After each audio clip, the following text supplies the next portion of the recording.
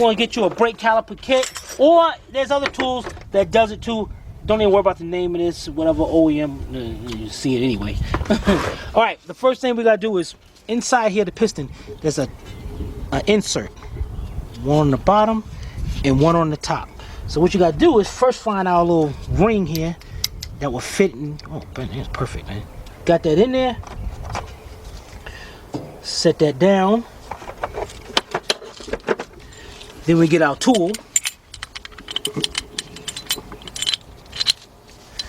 Alright, we gotta bring this. How come they don't have something like that for the other calipers? What do you mean? The other calipers, you just use a C-clamp. You just push those back. But that's pretty neat to have a tool. Yeah, C-clamp. That's what it's called. Okay, whatever. A screwdriver. It's called a screwdriver.